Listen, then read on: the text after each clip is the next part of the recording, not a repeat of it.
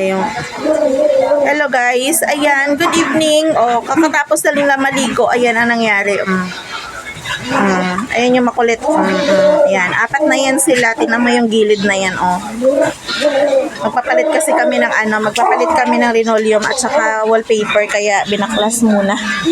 Unti-unti na naman ang galawan. Diyos ko, nakakapagod. Ayan ang balisit ang sahig namin, ayan. Ayan guys, maglalagay kami ng wallpaper dyan. Papalit kami na, ayan, kasi ang linoleum namin, ayan na, nasira na nila. Nakakuskus niya ang linoleum namin guys. Ayun, butas-butas na yung magpapalit na naman tayo. Pero ito, ang linoleum na din binili ko, 1,300 pesos yata to. Binili ko sa Libertad. Pero ang tagal niya guys, nasira. Ang galing nito, nabili ko nito kasi rubberized. Ayan, siya nakapal yan. Ayan. Kaya na, tinan niya, may butas na naman, Kaya papalitan na naman namin. Ayan, sira-sira na yun doon sa may pinto. Tapos yung pinto namin sinira nila, ayan Kaya maglalagay ako ng wallpaper. Susunod na mga araw, iba na yung makikita yung kulay dyan. Ayan.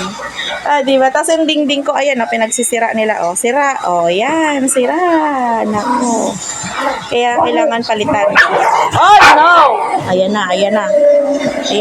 Nagkapikunan na sila, Ayan, lumalaban yung maliit.